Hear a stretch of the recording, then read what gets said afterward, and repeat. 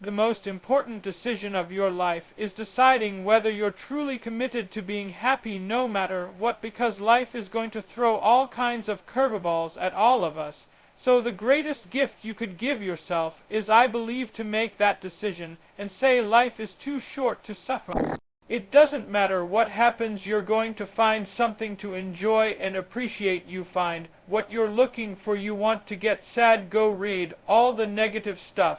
It's there unlimited. You want to be happy, go find all the free content around happiness, self-fulfillment, positivity. It's all there. You find what you're looking for. I'm not an advocate of toxic positivity or rose-colored glasses necessarily, but I do believe that you get to choose the thing that you're going to go looking for.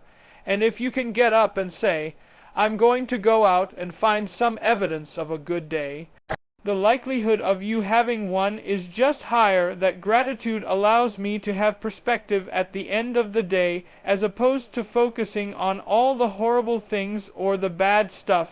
It brings me back to perspective that my life is amazing even if it's horrible. My life is amazing even if it's the worst day ever and everything's against me and I lose all my money and something else bad happens. It's still incredible. You focus so much on the negative that you forget all the positive. And then when you do think about the positive, you're not putting the energy in the positive like you put in the negative. I know how to talk negative just like you know how to talk negative, but it don't work. It don't help nobody, because if I put my energy into something negative, automatically my body's going to respond, and I'm going to start doing negative stuff. I was homeless too. My father wasn't in my life too. I've been in struggles too, but I've come to realize that when you think optimistically and you speak positively, you can speak those things which are not as though they were. You can say certain things out your mouth and make it music happen. Positive thinking is not about being delusional. Positive thinking is about learning how to take control of internal processes and understanding that that will shape your external environment. But it's about remaining in control of the internal landscape.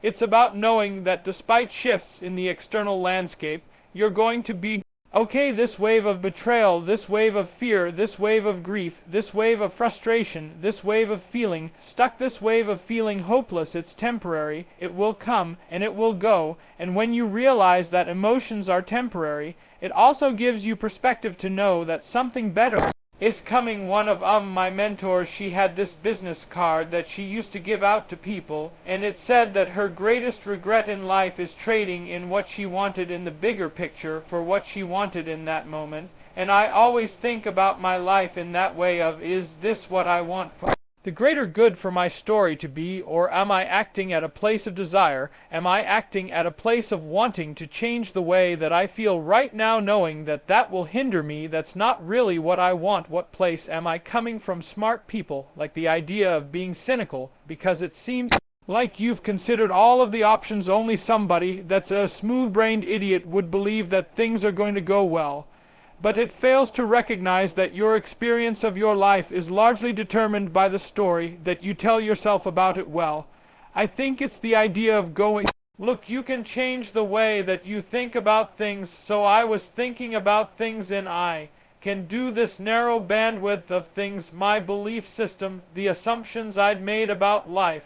Well, you can get a job and you can work for someone, and after you get a job and you work for 40 years, you get a pension, and then you get the pay. I was on a conveyor belt, sure, and suddenly I went, oh, I could believe anything. I could believe that I could do anything. I could believe that I could be the guy on the TV show telling jokes. And you can, what you believe dictates your life. You'll be the barrier. You'll be the thing that stops you. Life itself is what we deem it. That's exactly right. It is what we deem it. And so you have to be relentlessly protective of the information that you take in, the thoughts that occupy your mind, the people that you surround yourself with, because all of those things are influence factors. Another Stoic, a philosopher, once said that you know when you leave your house, and when you come back that night, you come back as a different man. You're never the same man coming back. Right? Well, either coming back as a better human, more transcendent, more aware, more connected, or not so every single day for me. It starts at ground zero.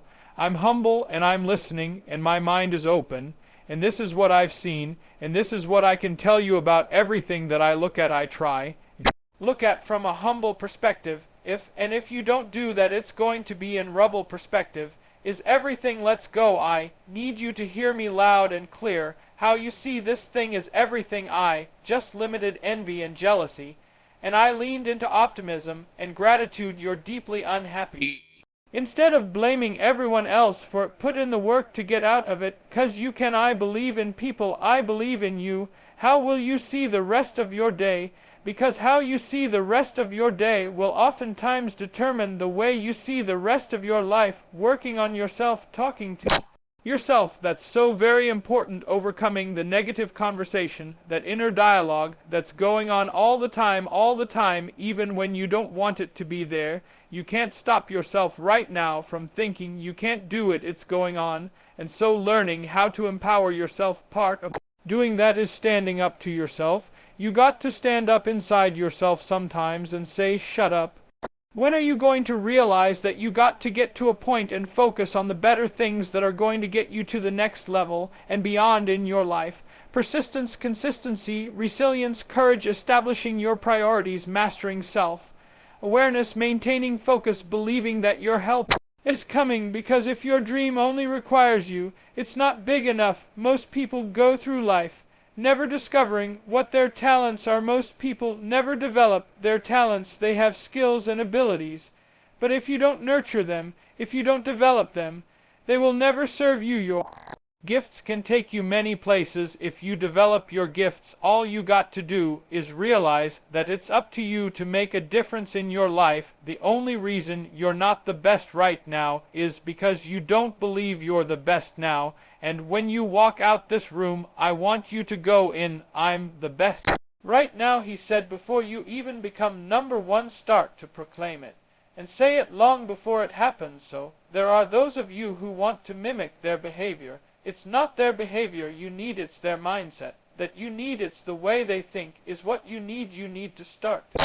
Believe you have something that you brought to the universe, and that if you decide that my life deserves my developing this, what I do well, and becoming the best at it, and mastering myself, and seeing what I have within me, if you decide to drop your buckets where you are, and develop your gifts, I grant you you'll never ever be without. I grant you that your gifts will take you places that will literally amaze you. I grant you that if you begin to work to develop your gifts, you'll develop a strong sense of happiness. You'll get a larger vision of yourself, because part of beginning to get a larger vision of yourself, all of us need some area of our lives where we can have a feeling of competence, that people know when they think about this area. That's something you do, that you eat and sleep, that, and that you do that, and people know it. I don't care what it is that you're trying to achieve, what you're trying to accomplish, what you're trying to give, how you're trying to evolve, what you are looking to become. Everything rises and falls on your perspective. If you decide to maintain a sense of integrity with yourself, that if I speak it, I'm going to live it, that's who I am. I know you hate the gym. I know you hate to lift weights. I know you hate cardio. I know you don't like drinking water.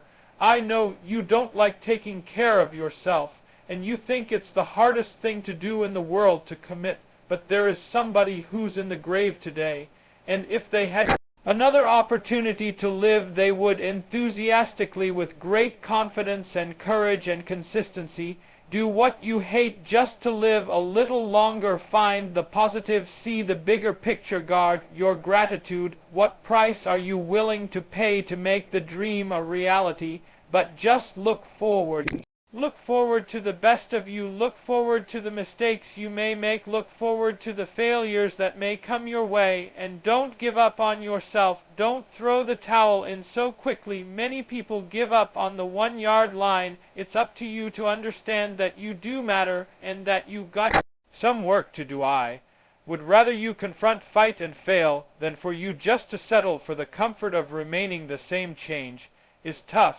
but change is possible for some of you. The world's not going to become easier all of the sudden. No, as you mature, you're going to have more responsibilities.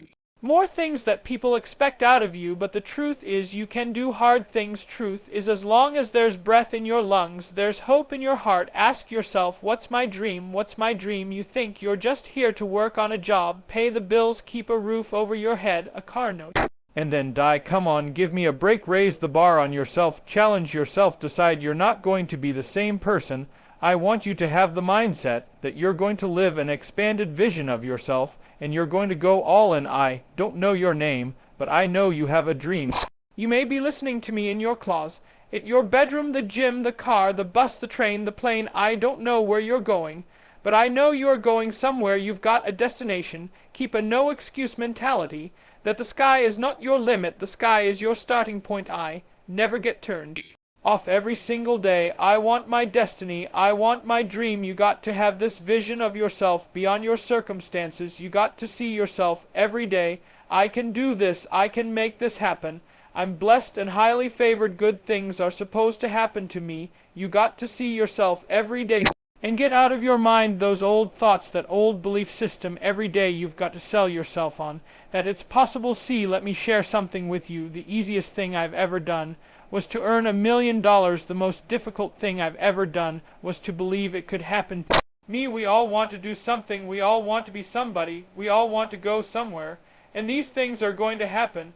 We've got to stop habitually gravitating to excuse. You've got a destiny to fulfill. You've got a purpose to walk into. You've got a test to pass. You've got dots to connect, rooms to walk in, stages to stand on, and tables to sit down at. But you got to put a new mind in. You got to get out of your mind. You got to begin to restructure your thinking. I'm ready to do this for my family. I'm ready to do this for my mother. I'm ready to win for my father. I'm ready to make history and ready to do something that nobody ever thought I could do. And we mistake the fact that we're supposed to be comfortable 24/7. Well, let me tell you something. Comfortable is equivalent to complacent. It's not always about the accomplishment. It's about the effort. I choose not to be a common man. It's my right to be uncommon. If I can, I seek opportunity, not security. I want to take the calculated risk to dream and to build, to fail and to succeed. I refuse to live from hand to mouth. I prefer the challenges of life to the guaranteed existence, the thrill of fulfillment to the stale karma of utopia. I will never cower before any master, nor bend to any threat. It's my heritage to stand erect, proud and unafraid, to face the world boldly and say, this I have done. Who doubt you? I'm worried when you doubt you, because when you doubt you can't get nothing done. When you doubt you, every little thing that gets in your way turns you back. When you doubt you, all of a sudden things just seem to be harder. But out of everybody who doubts, you can't doubt. You got to believe in you, got to believe in your ability. You got to believe that you can win. We get one opportunity to come this way. We get one shot. We got one life to live. Life is too short to make excuses. So I just came to talk to the game changers and to the change agents who are willing to confront any part of you that's not speaking to your madly, wildly amazing future. When somebody is in love with who they've been called to become, what they've been called to fulfill, what they've been destined to do, there is no day off. I'm telling you, don't wait another moment. Don't wait another day. Don't wait another minute. It's lonely. It's challenging. It requires discipline. It requires perseverance. It's a mind set. It's not over until I win. People that make excuses are not connected to their destination. They don't have an end game. They don't have a goal. You have allowed yourself to become a weak link covered under the blanket of excuses. But I'm just wondering if there's anybody here that has a dream. I am ready. Come on, come on.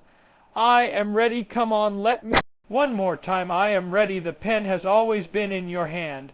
I say, write a story that's going to be damn good to read, and ask yourself, what's my dream?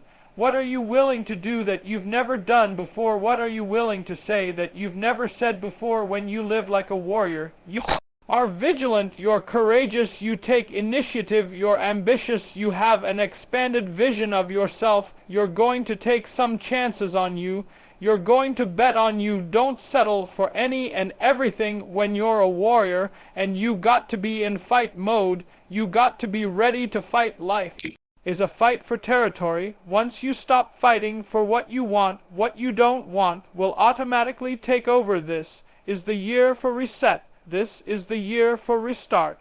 This is the year for reignite. This is the year for repeat the things that you love. This is the year for recommit. This is the year for redesign. This is the year for re-engage. This is the year for restart. This is that year. Fight like a warrior and die a legend. If you want to start to feel happy, it starts with you wanting to feel happy. We like to sit and dwell. We like to sit in our own sadness. Make sure you're spending time every single day, whether it's 15-20 minutes, whether it's an hour, 2 hours. Take time to allow your mind separation from the stresses of your day.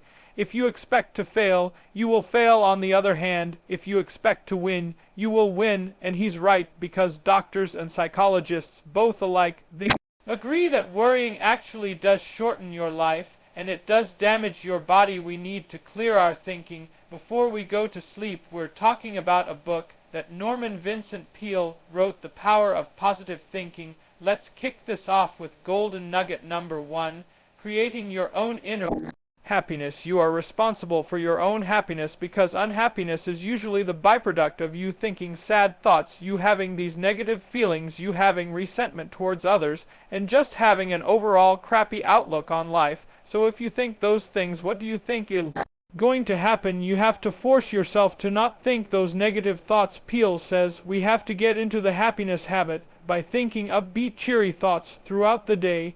We like to sit and dwell. We like to sit in our own sadness. I don't like to do that, but I just know that sometimes my brain forces me to do that. I don't know why, so I have to force myself to not do that. I have to put on upbeat music.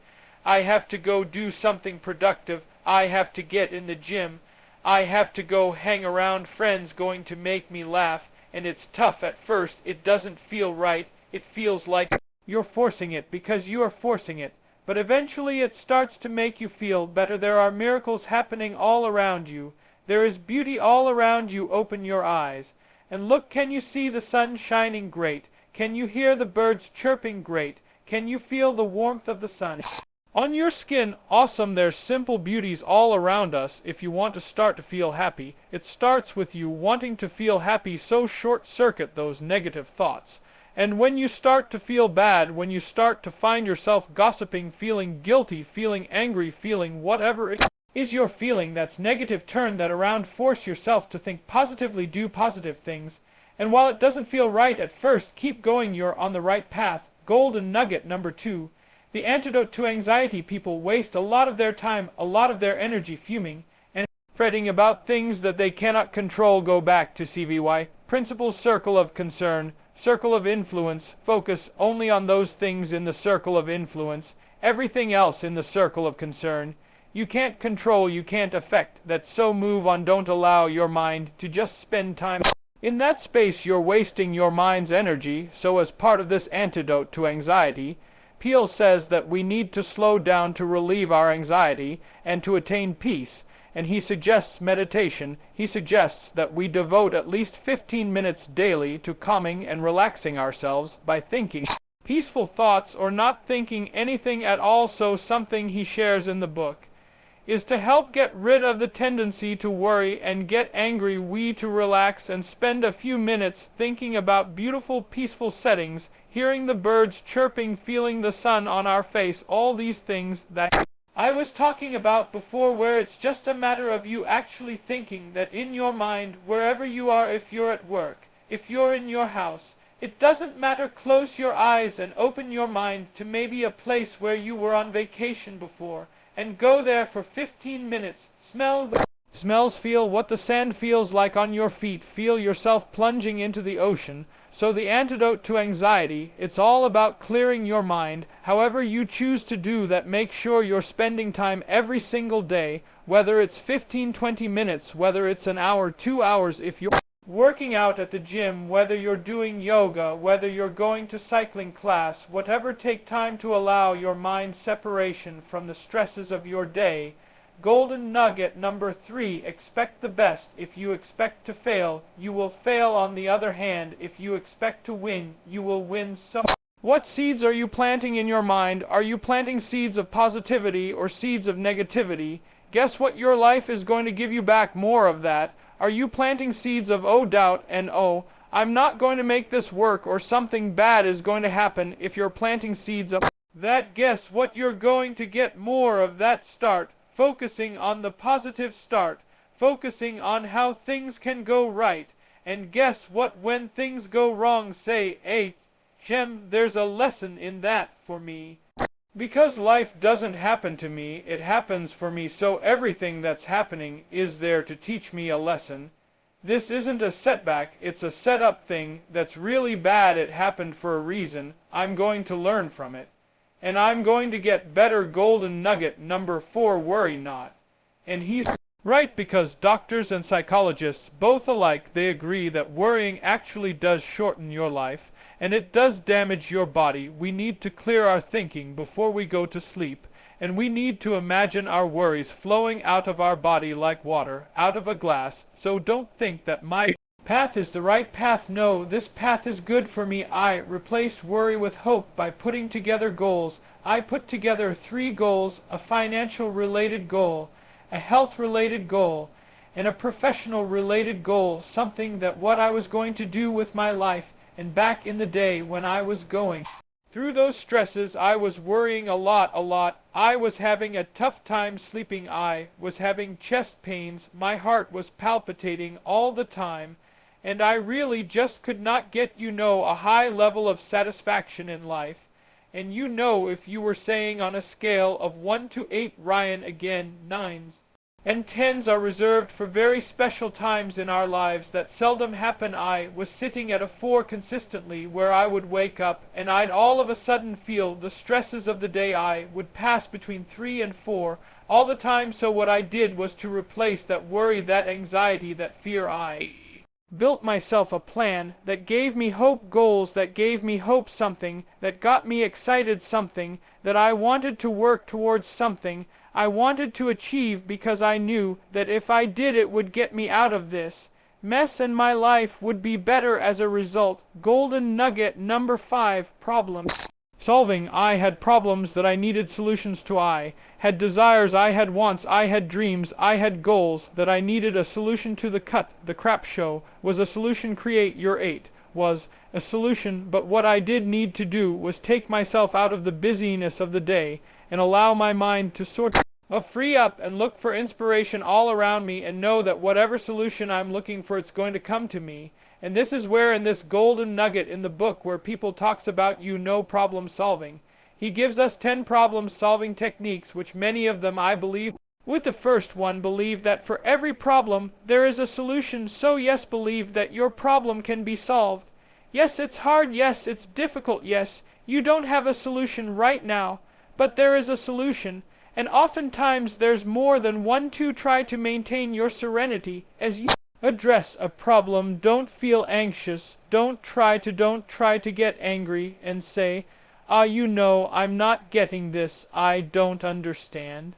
No, you need to be calm. You need to be hopeful that there's going to be a solution to this problem. Number 3, don't try to force an answer. Don't try to say like, oh my God, I need an answer by Saturday at noon. If I don't get it by Saturday at noon, then it's too late. Sometimes you can't force it. Life often happens for you, and so you just need time for that to reveal itself to you. Number 4, gather all relevant information. Pretty simple. Do as much research as possible. Number 5, write down all facts about the situation. Again, get understanding for the problem. What's going on? You need to get clarity on the problem so you can get clear on what solutions you need to solve it. Number 6, spend time praying about the issue you are confronting. Listen, if you're praying about it, that's fine. If you're not praying about it, maybe you're thinking about it. Always make time to think about it. When you're walking in nature, yes, take time to think in nature and allow your mind to flow. But when you separate yourself from the stresses, the anxieties, the busyness of the day, allow your time to think about solutions. Number 7, believe in and seek God's guidance on the promise of the 73rd Psalm. Thou wilt guide me by thy counsel, If you believe in the religious aspect of that, that will talk to you, that necessarily doesn't talk to me, so I maybe won't be using that 1/8 rely on your inner gifts of insight and intuition. There's things that we believe we should do, and then there's things that we know we should be doing, so you got to listen to yourself. And it takes time, it does take time, it takes patience, it takes some maturity for you to realize what you're great at, and sometimes you're doing something just to make a living, just because it's my job, it's my career, it's what I believe I'm great at, but you have other gifts within you that maybe you're not exploring yet,